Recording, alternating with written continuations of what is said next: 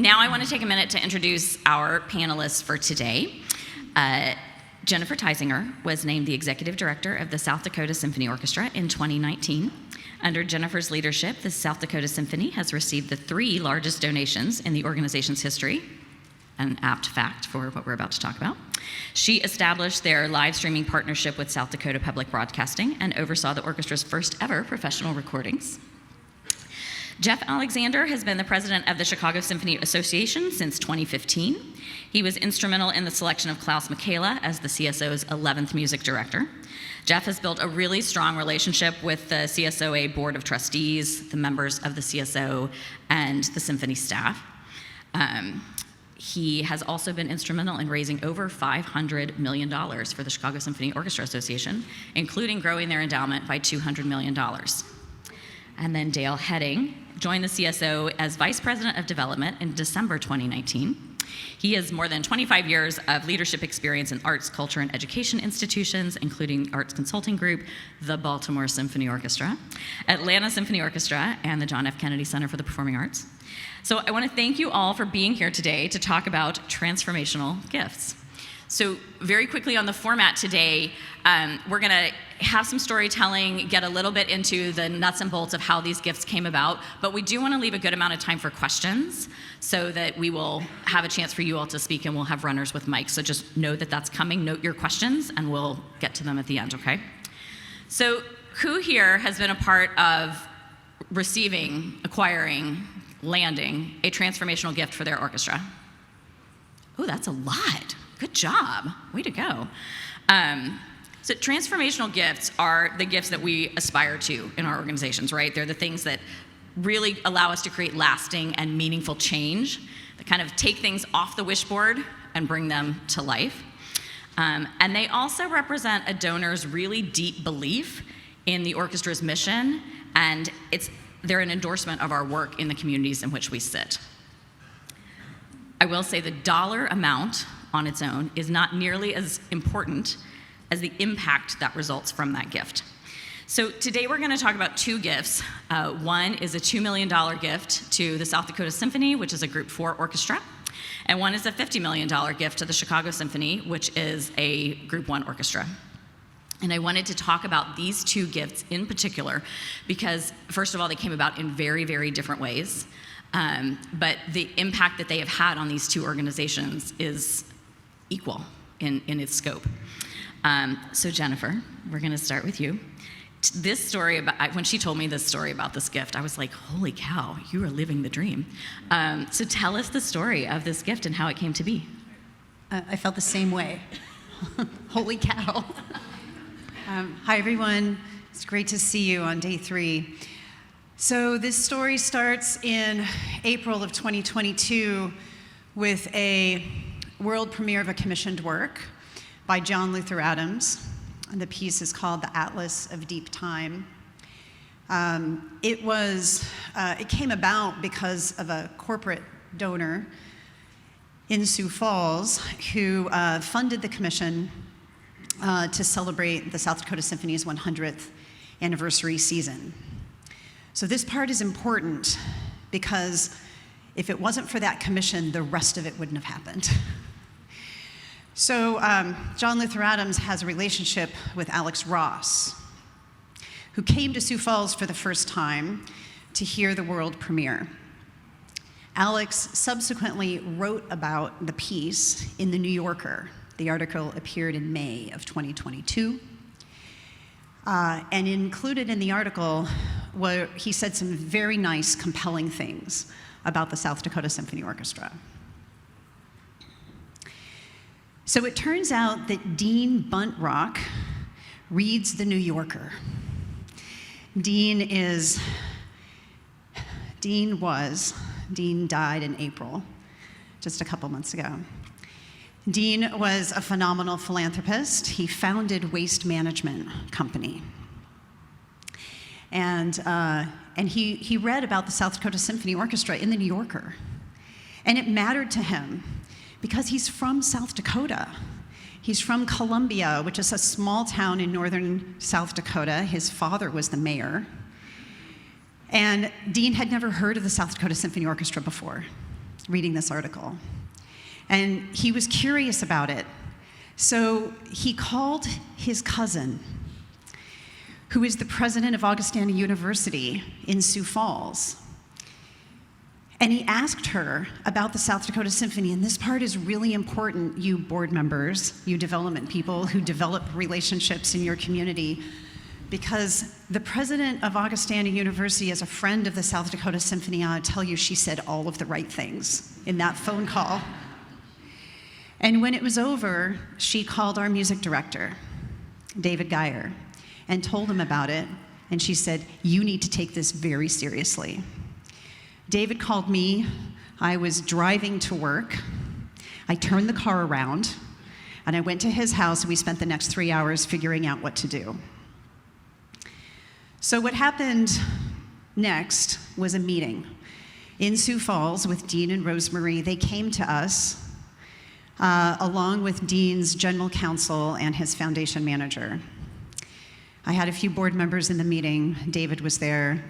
And of course, the president of Augustana University was there too, right? She was a partner in all of this, supporting the relationship. And we had a conversation about what a gift might look like. And we brainstormed a few ideas, gave Dean the history of the organization. And there was a moment when Rosemary, his wife, turned to him and she said, oh, come on, Dean, you know you're gonna do it. And he said, no, I want to see a proposal. I want to see the paper. That took months. So they left, and a few more conversations with Dean, and I developed a proposal. It was for just over $7 million.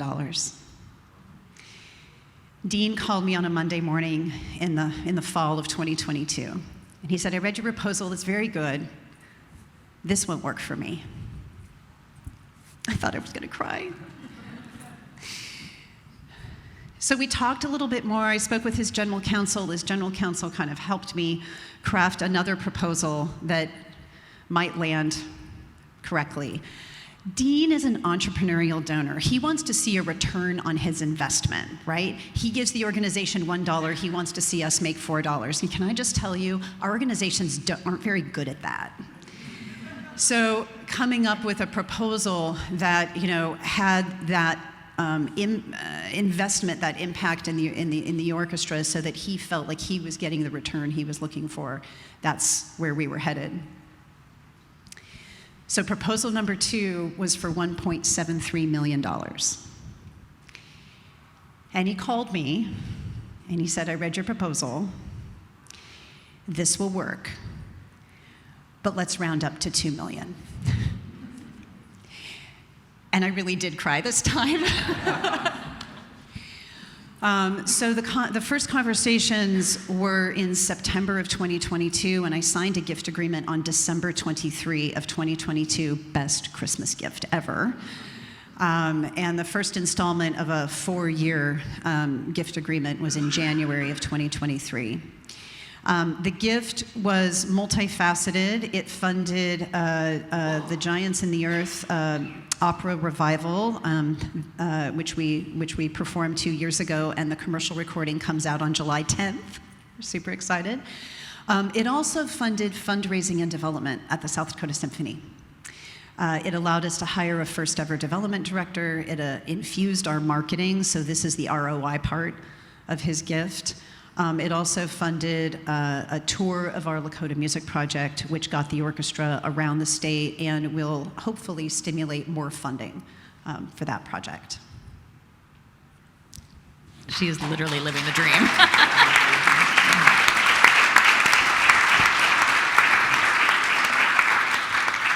I mean, it's literally the gift that we all hope happens for us someday. Some guy reads about you in the New Yorker and is like, I think I'd like to do that. So see, it can happen, wishing and hoping. So I want to switch over now to the CSO. Jeff, tell us a little bit about the gift that came in for you all, the $50 million. I will, my pleasure. But I have to tell you how coincidental this is, because Dean Puntrock was a trustee of the Chicago Symphony Orchestra for almost 50 years. And thank you for taking $2 million from him. I should also make a disclaimer for those of you who know I'm from Chicago. I didn't know this whole thing was going to look like a Chicago setup. When we set it together, I was like, oh, this is not a good thing. So that was not intentional. At any rate, our $50 million gift, and everything is relative, of course, was from Helen Zell, the immediate past chair of our board now. And this was actually an 8-year journey.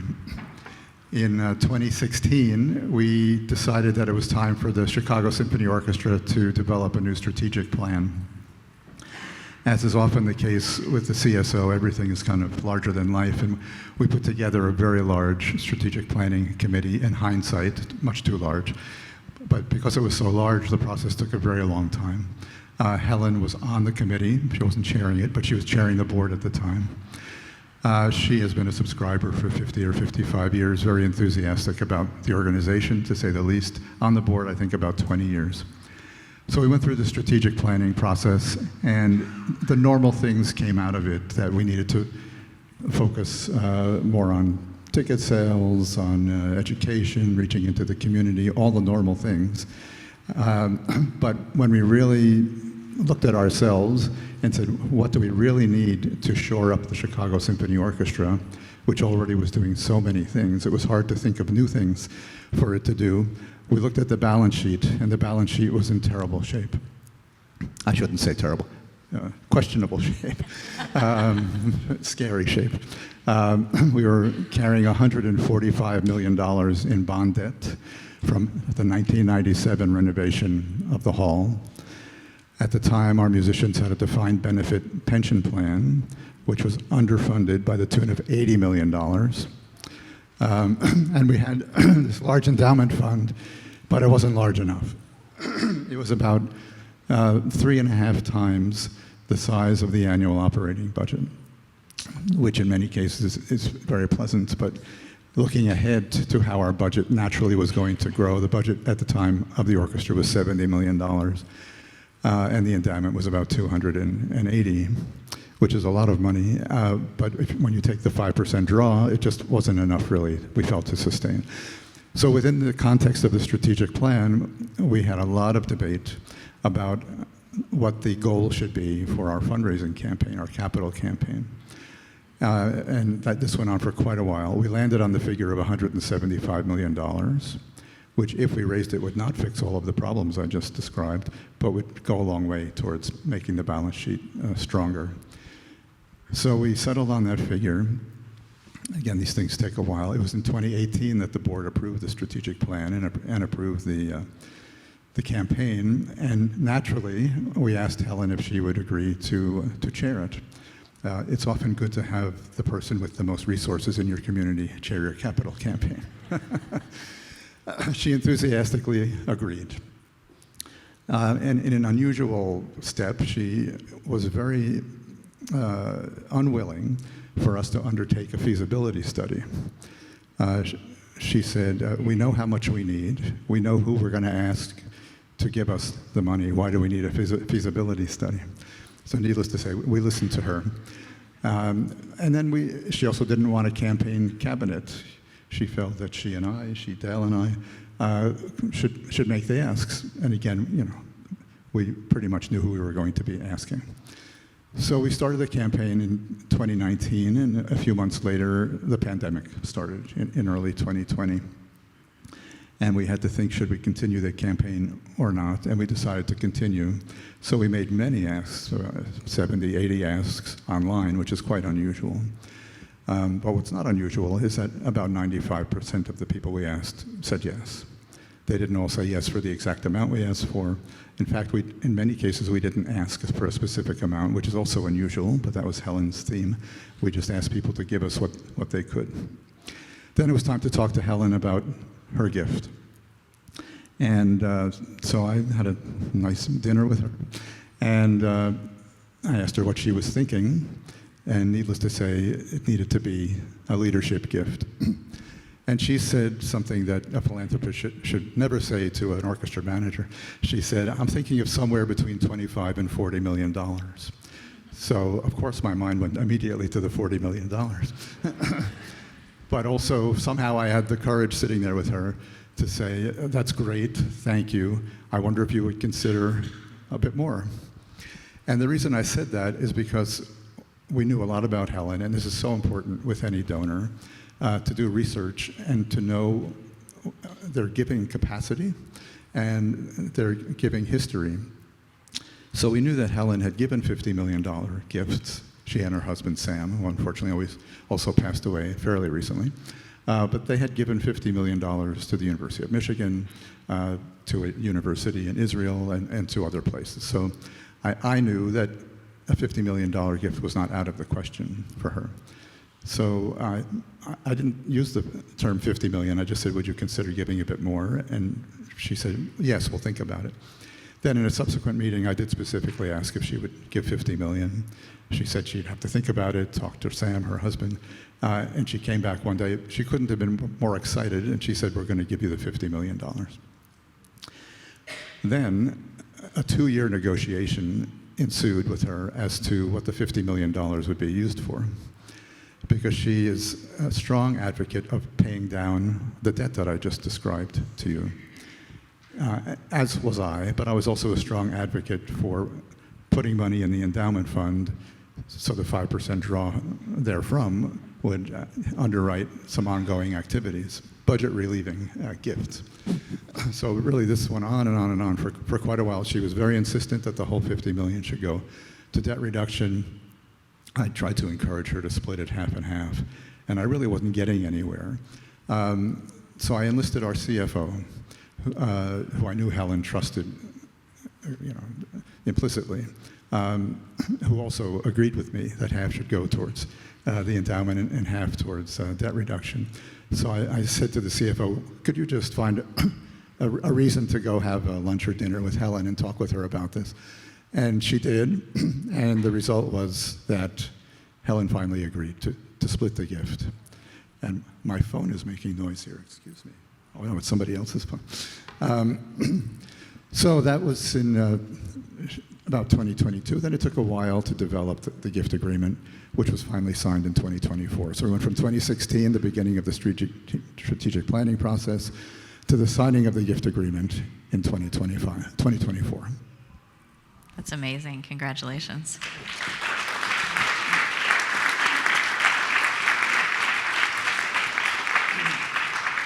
So we want to focus on what these gifts have in common, because they feel, on their initial telling, very different. But we know that there are some really basic commonalities across transformational gifts.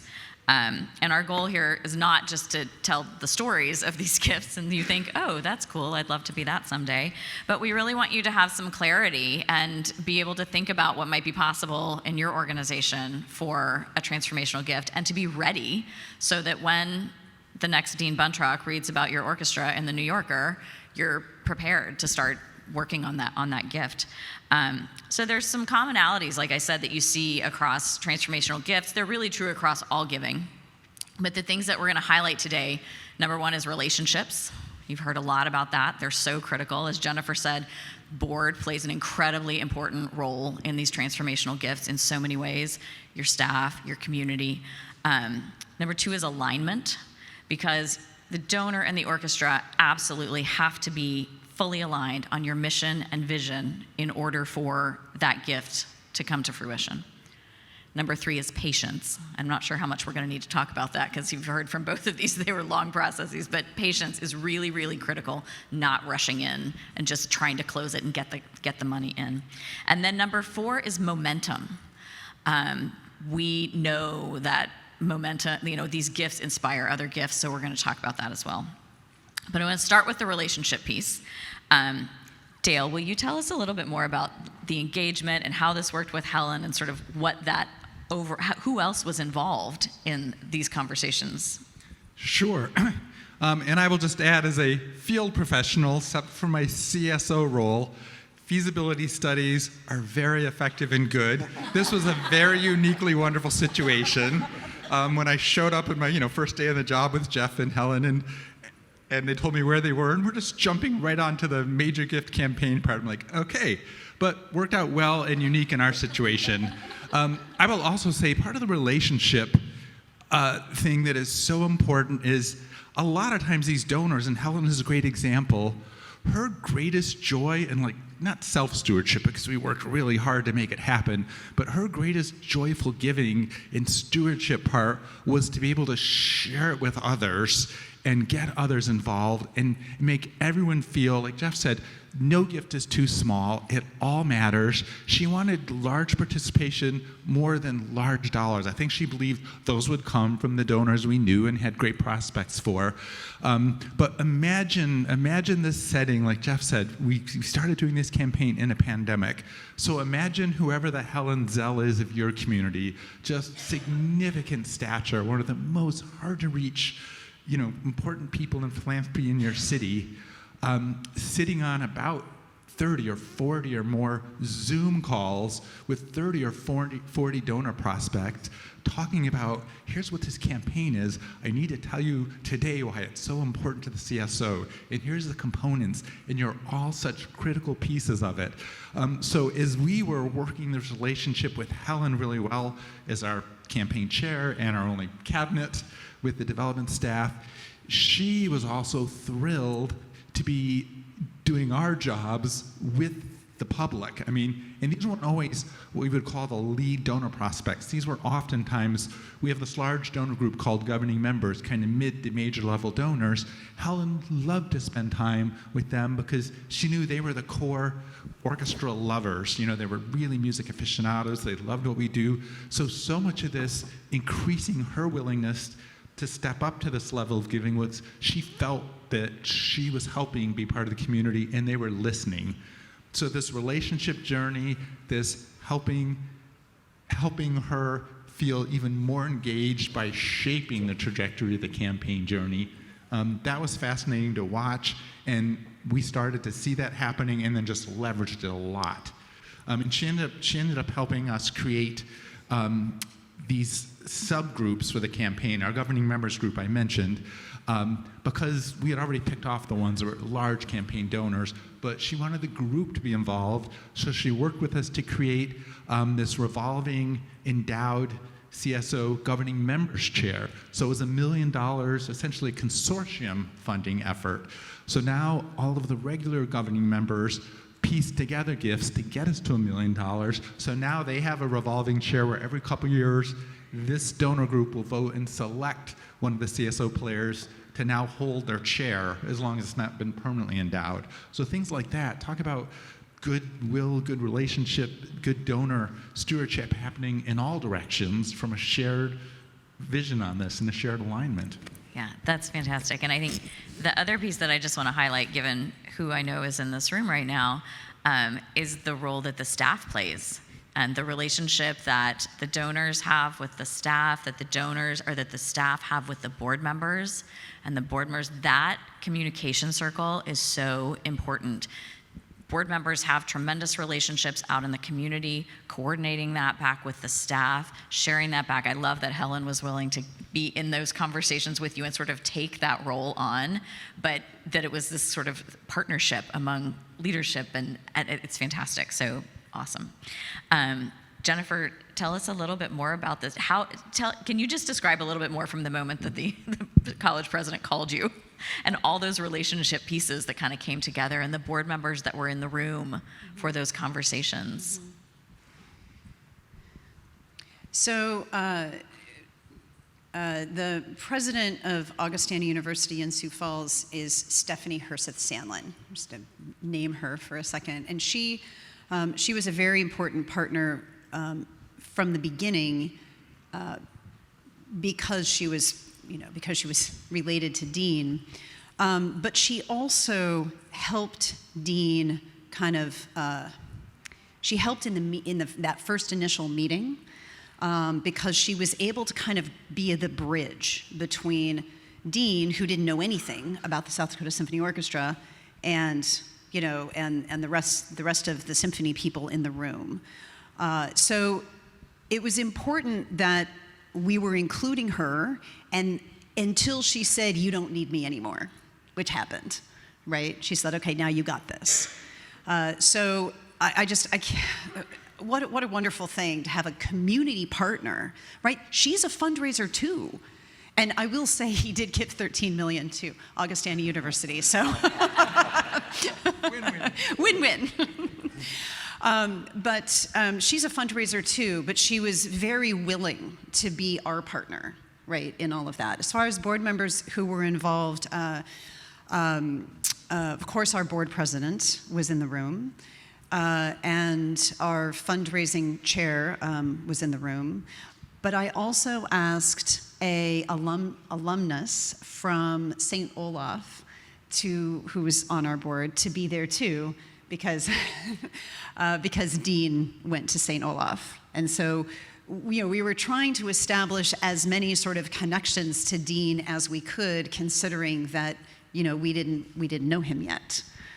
So that first meeting was, I don't know, 1, 2, 3, 4, 5, probably 8 people, in the room, having this conversation. And we also prepared a piece for him. We actually, we hired a designer, which I have to say we really don't do for most, conversations with donors. But we hired a designer to put together a piece that was specific to him, to explain who the South Dakota Symphony was, because we had this moment. We had this one moment. It wasn't years and years of cultivation, right? He was coming to meet with us for the first time ever, and he didn't know us. So we really felt like we had to make the most of it, having the right people in the room and creating this piece for him so that he kind of got it. That's brilliant. I love tying in the alumni piece and everything, because the more times that you can help them feel that affinity and connectedness already, 6 degrees of separation, the better, chances you have of that. I want to talk to you then, let's move on a little bit, so relationships, critical, but let's move on a little bit to alignment. I think Jennifer said something to me when we were having our first conversation about this, and she said, that part of the thing for them was knowing what to ask for and knowing what you need, knowing what you want, we're so focused often on what do we have to do right now? How are we going to make the payroll? How are we going to make sure that we, pay everything? But we need to make sure we are keeping those big vision ideas out there and that we know, so that when this donor falls out of the sky, you have a place. If they say, what do you want? You have an idea of what you want and what that really looks like. But can you talk a little bit about how that, you said the initial proposal, not so much, but talk about that alignment piece and sort of how you came to learn and discern what was really important to him that would make the right proposal. Right, so honestly, it was trial and error, because he didn't come and say, here are the types of things I like to fund, here's the dollar range that you should work within. There was none of that. And of course, did the research, looked at the foundation, saw what else he funded, but there wasn't a lot to go on. So of course, just like what Jeff was saying, what the South Dakota Symphony really needed was a big gift to the endowment. The endowment is not big enough, and it's still not big enough. And Dean said right away, oh, I don't do endowments. Okay. So then the wheels start turning really fast, right? Okay, now what are we going to do? So he wants to make an investment in the organization, like I said, that has an ROI. And what does the South Dakota Symphony Orchestra really need? We really need to just pay the people. We really need help on the operating side. So what came out of our discussions was a proposal that worked he was investing in fundraising, he was investing in marketing, he was investing in our semi-staged opera production, but there were expenses with all of that were, of course, funding our general operation, right? So I knew that he was helping us pay the people while he was making the investment to help the symphony grow financially. That's great. And if I could add to that, remember, we're talking about transformational gifts. I think one thing that's very interesting in the donor psychology is we're seeing donors often have a threshold for, here's my annual giving. In fact, we have one of our major donors that says this, no, this is my cap. But call me when you're in when you have those special needs or one of those campaign things going on. Literally said that. So, part of the idea here of getting people, we all have transformational needs, and sometimes, like Jennifer said, they're operational in nature, but we need multi-years or more security for the future. and you have to build that up. So I think you need these transformational ideas for donors to imagine they're giving in a whole nother level. And also it gets back to the ROI, or in our case, I mean, Helen Zell was very serious about, emotionally concerned about the security of future artistic excellence at the CSO, and her way to do that for us was reducing financial burdens of debt and also securing the endowment. So big ideas, you have to convey that to the donor, that it's not just a large gift, which is always helpful. It changes our lives. It changes the trajectory of our orchestras by giving some security to allow us to do other great things or invest in infrastructure. And again, the investment word is a great word, because by having more resources, now it for many years helps us sustain ourselves and do new work. I want to add that it's important that we're all ready to answer the question when a donor asks, right? Well, what do you need? What will make a really big difference? Like, you think you know, but then you're faced with the question and you have to be ready right away. Our music director ended up receiving that question from another philanthropist in South Dakota after a dinner. And this philanthropist said to him, "What's the budget size?" And David said, $2.5 million. And the philanthropist said, "And how's that working for you?" It's great, everything's good. You have to be ready to answer that. David's answer was, "Not that great." And which was exactly right. Like, just, actually, it's amazing what this organization can do on so little money. And imagine what more there could be, right, if there was a bigger investment. It's really important to be ready for that question, because it might happen any time. But see, you established the need right out of the gate. Not so great. Need there.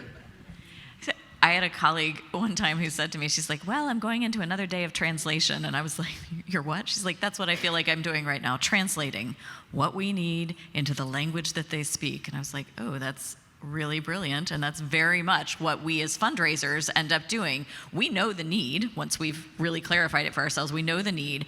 How do we take that and put it into the context, turn it into the story that donor needs to hear? It very much is about translation, because right, you pitch the same program or need to multiple donors, but you never do it in the same way. So translating what that need is and how it gets, how that it's going to land with that donor is really critical. And the more you've thought about it in advance, to your point, researching those donors, know what they need, you're like, I mean, that's a nice gift, but could you? Also, never under ask. Never under ask. It's a key thing. So again, I'm not going to spend a lot of time on patience, because I want to make sure we have a lot of time for questions at the end. But I want to talk about the momentum piece. We talk a lot about, the social norm in fundraising. People like you give gifts like this to organizations like ours, and that it applies here too. It's universal. It's very, very important. So I want to talk a little bit about how these two gifts in particular, what they sort of spawned out from that. Have you seen other gifts that have come out of that, and sort of what that web looks like? Jeff and Dale, you guys want to talk about that? Yes, we certainly have. And I mentioned the initial goal of our campaign was $175 million. It's an ongoing campaign, and we've recently hit $225 million. And in large part because of Helen's gift and how that inspired others. And I just want to underline the research part. And you should never under-ask, but you have to be careful about over-asking. And one of the other large gifts we got in the campaign was a $10 million gift from one of our board members who we didn't know nearly as well as we knew Helen.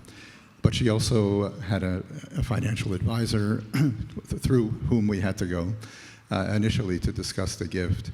And I've heard from some donors in my life that, such and such organization asked me for X.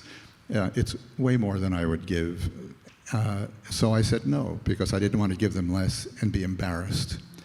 Not everybody feels that way. There are some donors who like to negotiate their gift. So with the person who gave us $10 million, I asked their representative, I said, "What type of a philanthropist are you working for?" Is it somebody who will say no if the ask is too high? Is it somebody who will negotiate the gift no matter what you ask? Or is it somebody who will feel good about giving you less than what you asked for? And the answer was they don't negotiate, but they don't say no automatically if you ask for too much. So we did the research again, and the largest gift this person had given that we could find was $25 million, again, to a university, our competitors, the universities and the hospitals. So we asked her for a $25 million gift, and she ended up giving us $10 million, which was plenty, for us. That's still a very, very nice gift, and she felt great about it. We felt great about it. One of our other trustees said to me, how much are you looking for from me and my husband? And again, knowing what I knew about her, I said, well, we'd like to ask you for a $5 million gift. And she said, that's great. If you don't mind, I'll tell my husband you asked for $10 million, so he'll feel good when he negotiates down to $5 million. Well played. That's great. Jennifer, do you want to talk just a little bit about, because I know we said in your introduction that you've had several of these large gifts now.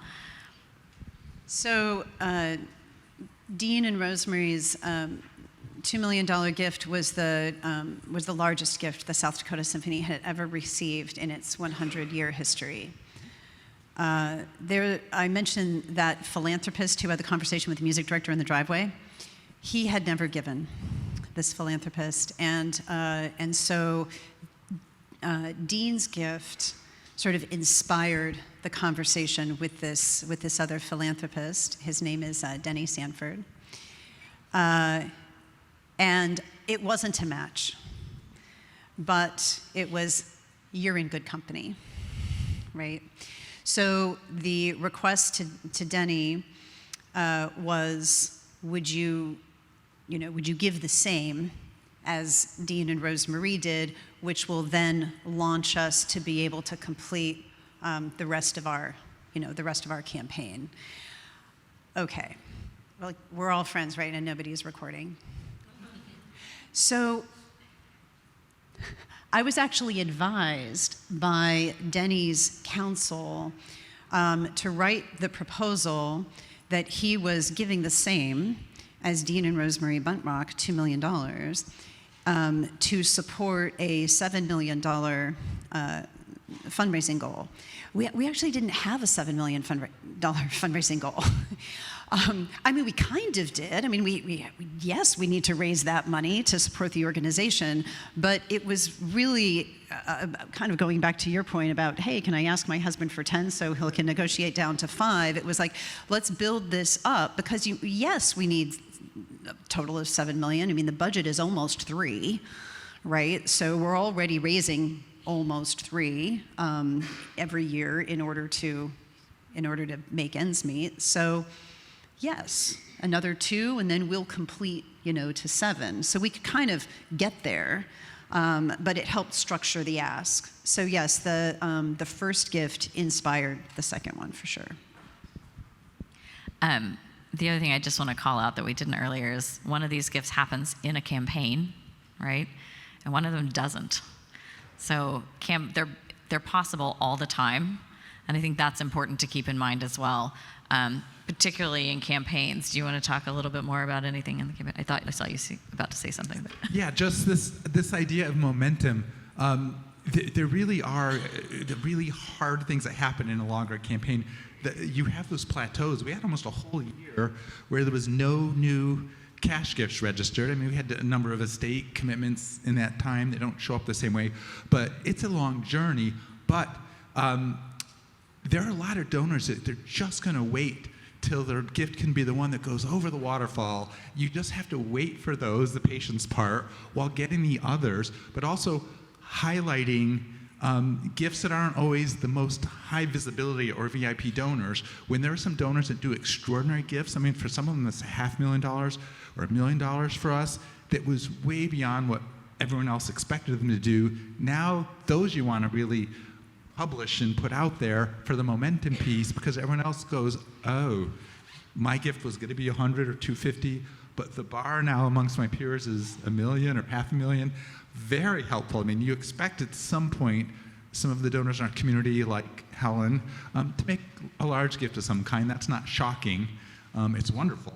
But these other gifts, when you see them and you have new bar setting quietly happening, you want to make that now the PR piece of your newsletters, because that just keeps that momentum going, and it reminds people that costs are going up, donations are going up everywhere nationwide. I mean, so yeah, the momentum, you can help fuel your own momentum here, but also just gearing yourselves up for the journey of when all the fence sitters are going to jump in at some point, but not soon enough usually for us, but it will happen. You just have to be ready and patient and do other things while you're getting to that point. Yeah, and I think, again, this all kind of comes back then to the relationship piece, right? That, people are being inspired because people that they know or that they recognize, they see them doing other things. And this is where, again, our boards become so critical. Board members engaging, participating in the campaign, they have networks. You know that your board is going to be a huge source of inspiring that momentum and getting those additional gifts in. So it's all very circular.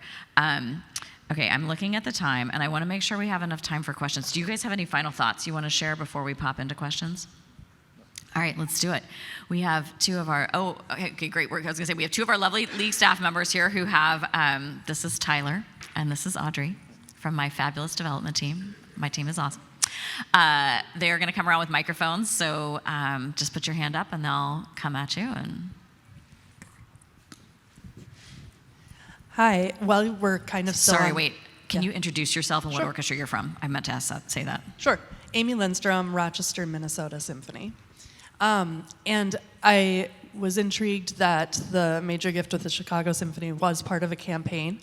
I was also intrigued that you didn't start with asking the chair of the campaign for a lead gift, that happened later. And I was wondering if there was strategy to that, if that was specific to this donor and their preferences, or if it just happened that way.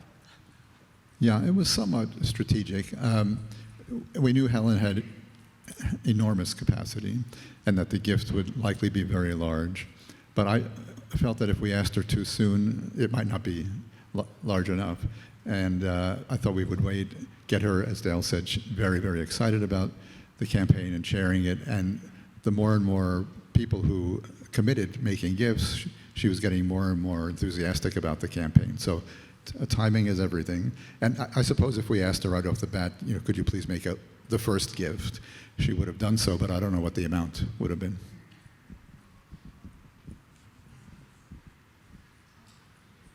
Thank you. Is it on? Jennifer Sutton with the Maryland Symphony Orchestra. I have a question specifically for Jennifer.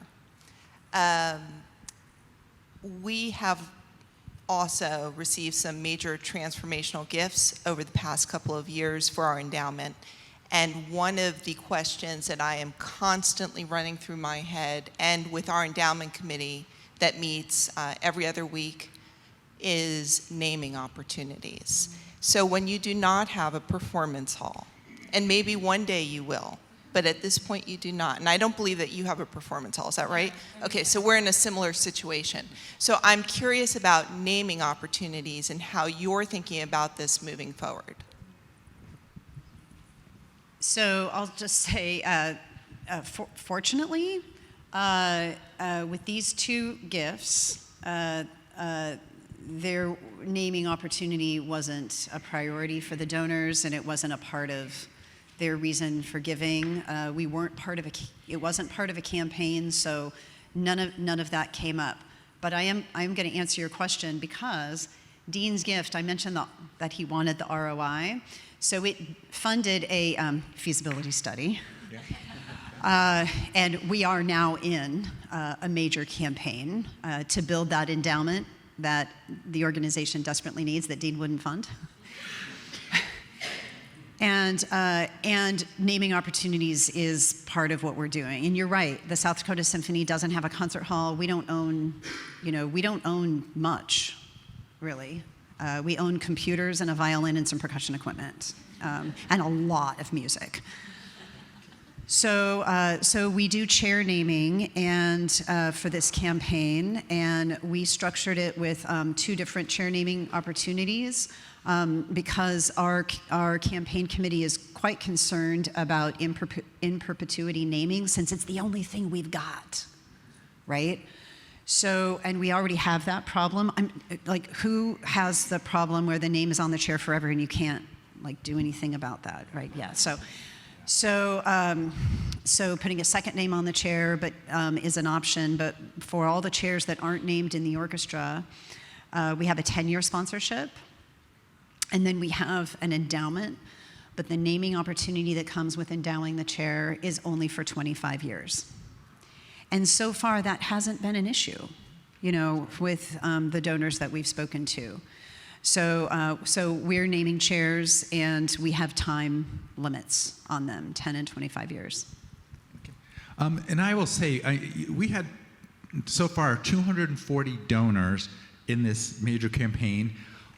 Only one is a really hard physical naming opportunity, and a lot of that was intentional. I think we can all be really creative, not only name chairs, they can be short-term, long-term. We're even experimenting around with what we're calling an annual endowed chair, where donors can fund a position for a year or 2 at a pretty high level if it's available. But also, creating soft funds are very rewarding for donors, and this might be underwriting education concerts, or we have the bizarrest. We have one that underwrites flowers in the lobby for concerts. Now, you shouldn't do too many of those. But the point is, donors like funding things where their heart is. It's that joyful giving aspect. Those are so easy for us to manage. That's a whole other conversation for a session of don't be too specific, don't tie your hands, allow for future growth. But you could come up with 40 or 50 opportunities if you sat down for an hour with your staff team of wonderful like education concerts, chamber music concerts, things you do. Those are often very personally rewarding for donors. Occasionally you have to do some hard naming things if you have them, but those are getting harder to manage. So get creative. Donors actually like it more, I believe. Yeah, and I will just say, I think we're all in a space now where a lot of us have learned our lesson on those really restrictive gifts. At my previous employer, we had an endowment to support the purchase of Russian opera libretti. So you can imagine how much that fund has been used in the last 20 years. Just get that out clause in there, The next question. Thank you so much for the information you've shared. My name is Elise Burnell. I'm with Vermont Symphony Orchestra. My question is around individuals, specifically former board members, former donors who passed away, and somehow I know they had capacity. I know they had a relationship with us.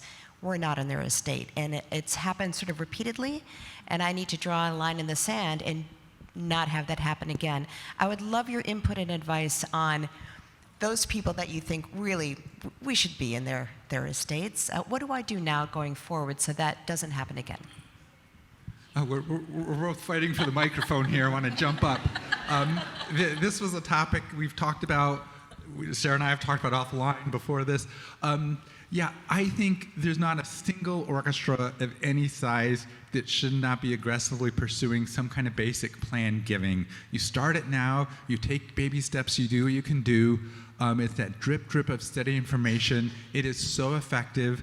It is going to be the #1 growth area for all of our futures. At some point, we're going to get pretty efficient with building new major donors, prospecting, pipelining. We're all getting better and better at that. Plan gifts. We have so many of our people that have been involved with us for 20, 30, 40, 50 years. We just all have to start doing this and doing it often. Simple communication to make people aware. You would be shocked what the data tells us about.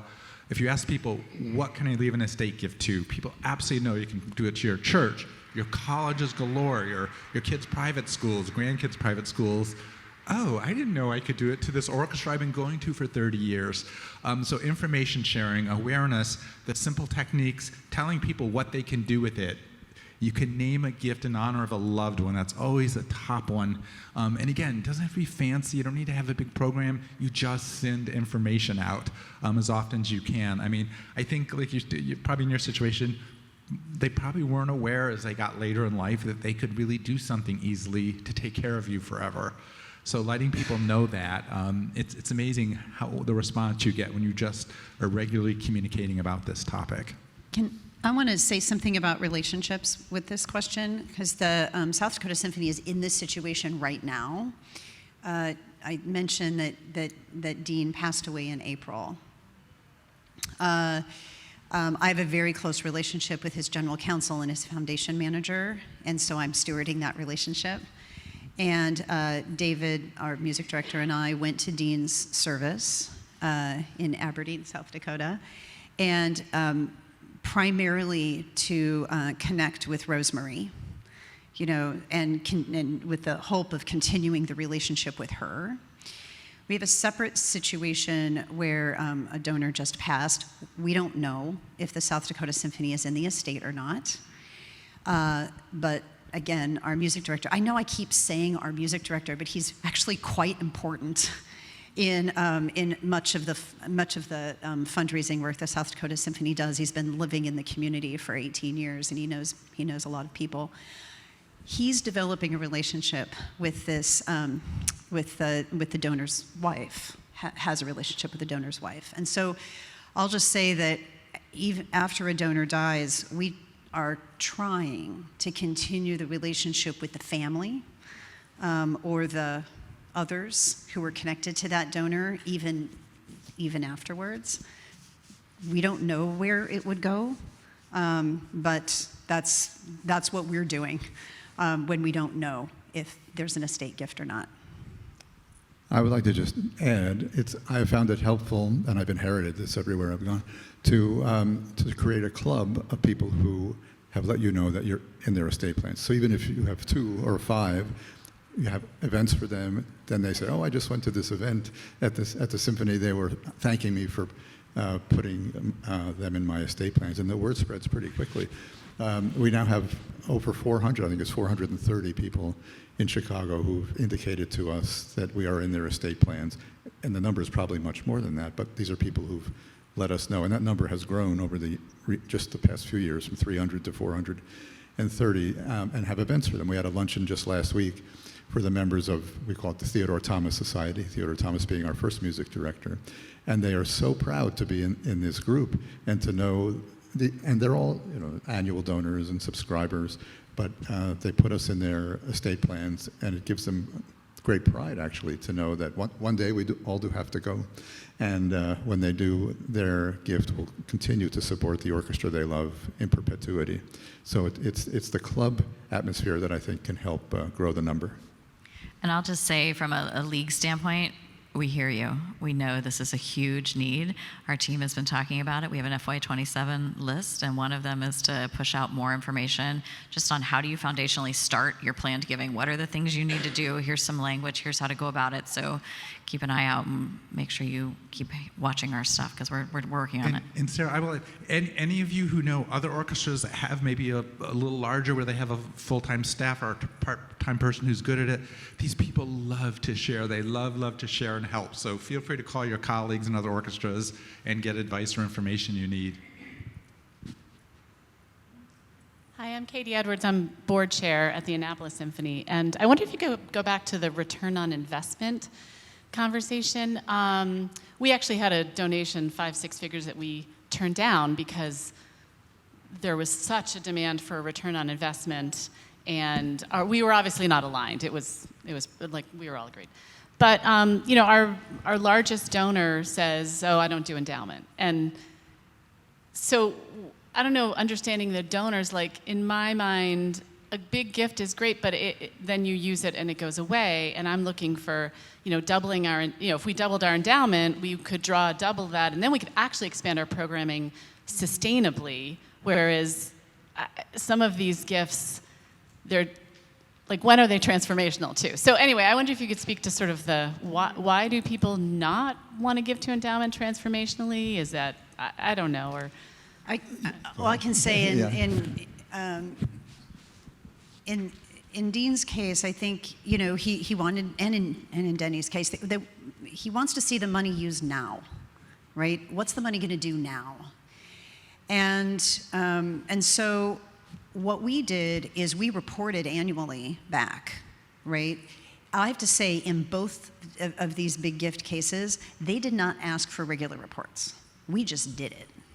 Multi-pages, one of them included a lot of pictures, letting them know, here's how we're using your money, and here's what we're seeing from it, like whether it was great news or not great news, right? So we expanded our marketing radius by 100 miles, right? And hired a firm to get us the zip codes that align with, our current, single ticket and subscriber database, and we mailed all of those zip codes in a greater radius than we ever have before, and here's the return that we saw on that, right? So we were able to report, that type of specific detail. Same thing with hiring a development director, right? We hired a development director, and the annual fund went from this to that. Like, okay, is it exactly a return on the investment, dollar for $4? No. But it was at least being able to say, here's what we did and here's what we saw. So that's how we spoke to the ROI piece. I think I'll add the small number of times that someone has said to me, I don't give to endowment. It certainly has happened. They were the same type of person, a very successful entrepreneur, and they said exactly the same thing, right? Quote, I increase my personal wealth 30% every year. I can't imagine giving you a gift where you'll only take 5% draw. So that's rare, but it does happen. And then you have to think of what would entice that person to give you some cash right now. Can you transform those people to endowments? Absolutely not.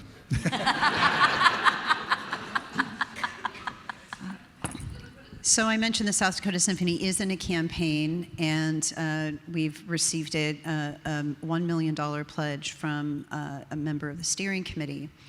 And he is committed to the Community Foundation. He wants to give his money to the Community Foundation, which is not the South Dakota Symphony Orchestra, and then the orchestra would get the 5%, because he wants to give to endowment.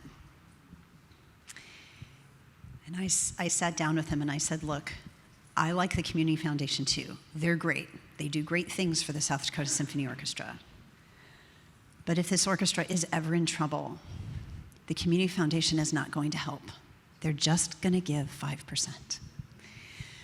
So would you consider giving half to the South Dakota Symphony? We'll put it in our endowment that the South Dakota Symphony Investment Committee oversees and invests, and do the other half to the Community Foundation. And he said yes.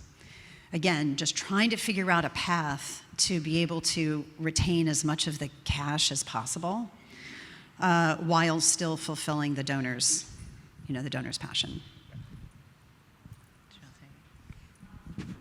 Next question. Thanks.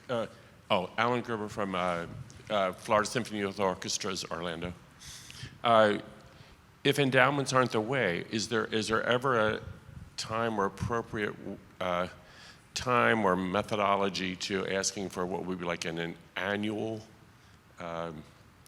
gift, rather than just like a one-time thing, but like a commitment to an annual gift?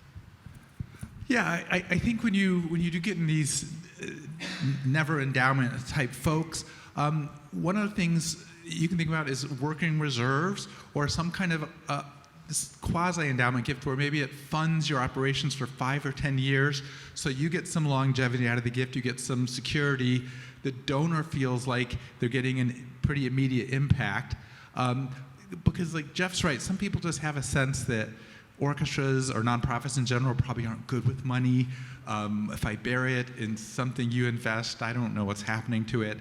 So yeah, I think sometimes you create these either cash or working reserves, which are critical to orchestras that have these weird ticket selling cycles and cash shortages at weird times of year, or create something that's going to be an established 5 or 7 or 10 year use of these funds, so it feels like it's endowment use, but it gives you a long runway to move into what's next. And I'll say the other thing that you can think about is, you're basically talking about a pledge, right? A commitment, but don't make it flat.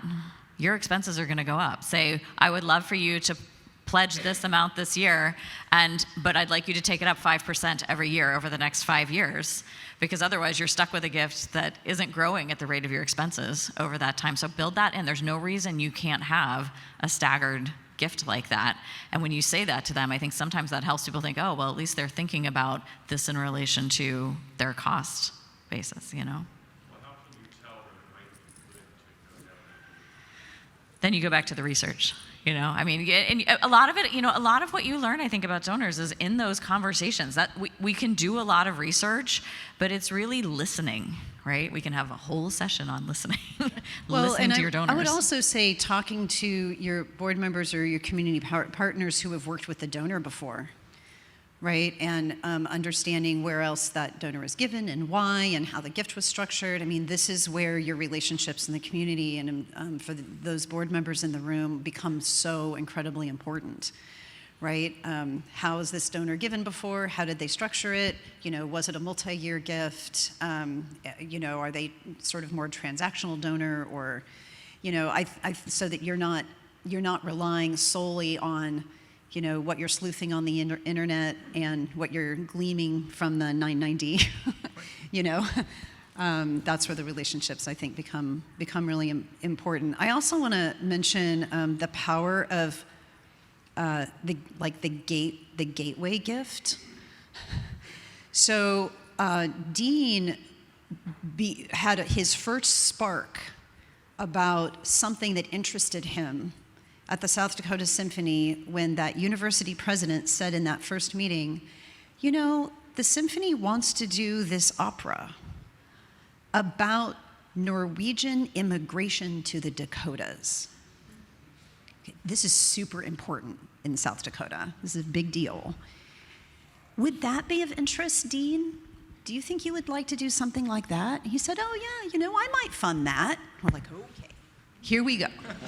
Right? And that sparked more conversation about what else he might like to do. You know, is finding like the thing that, you know, which is going to happen in conversation, that can open up other possibilities. Yeah, absolutely. Questions? Ooh, no more questions. Okay. Well, I want to say thank you to you all. Yep. Hold on. Please pause for microphone transfer. As long as nobody else has one, I'll take two. We're a Group 4 orchestra, so similar size. The whole like feasibility research, cost effectiveness for that size of orchestra, we haven't really invested much. You know, we're like, oh, who knows who? But as we move forward, so. When I first got to this South Dakota Symphony 7 years ago, there was no way we could afford a feasibility study. It just wasn't going to happen. With this major gift, there was the opportunity to do it. So I think if you can't afford it, it doesn't mean you don't do a campaign, right? You maybe you do your own sort of internal feasibility study. I don't know if what I'm about to say about feasibility studies is going to be unpopular. I want to hear what Dale and Jeff have to say. We did a feasibility study. We knew we needed to raise $15 million. So we tested $15 million in our feasibility study. The feasibility study came back and it said $12 million. You know, and that's going to be a stretch, but you could probably do $12 million. We were so excited. Wow, $12 million, that would be great. So the board approved $12 million.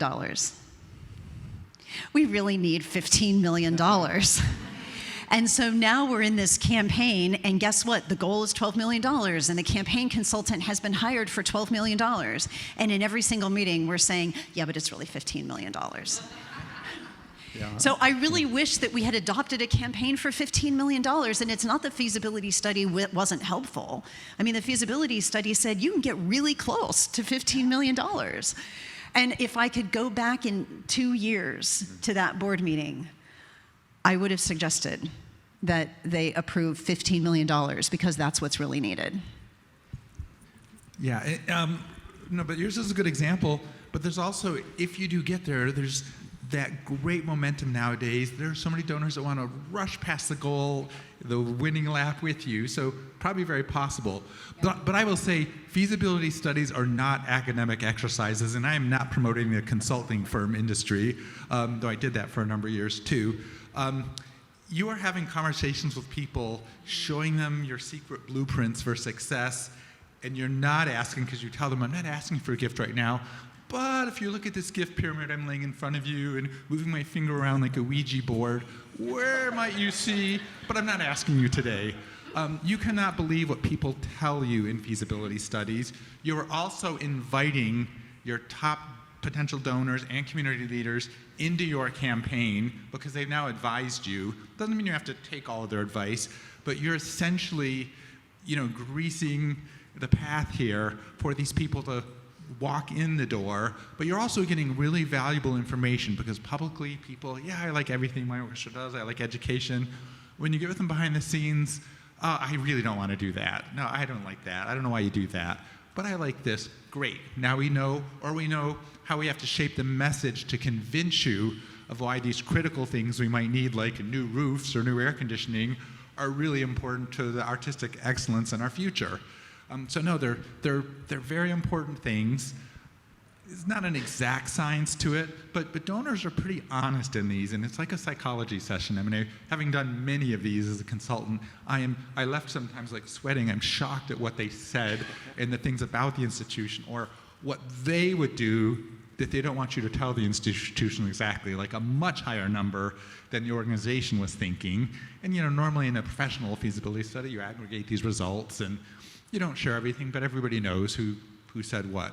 But no, I think they can be very helpful at building engagement, but also getting you real information and setting a goal that's realistic. And I just want to say, too, to Jennifer's point, it's okay to have a secret goal, because guess what? We all have the secret goal. Guess what? We have League Giving Days going on. Our goal was $60,000 in League Giving Days. This is happening right now. It was $60,000, and yesterday we exceeded it. So we raised the goal. Secretly, my team will tell you, I was like, we have to do more than 60. Come on. So on every campaign I've ever been involved in, we knew what the goal was. But you also always know, if that transformational gift drops out of the sky, what would we really like to get to? So your goal can be 12 now, and then when you hit 12, you're like, we had so much success, we're going to 15 because people love us, and that is momentum too. League Giving Days, come scan your QR code and get your swag at the donor lounge. I'm kidding, that was not a pitch, you guys, I'm not pitching to you. Okay, we are just about at time. Thank you for being here. I want to thank our panelists who have been fantastic. Thanks for making time.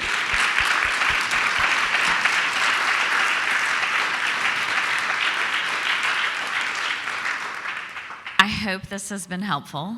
I hope that you all reach out and connect if you have, further questions, want to continue the conversation. I know Dale is a wealth of knowledge for, nuts and bolts of fundraising. I think we're all very happy to have those conversations.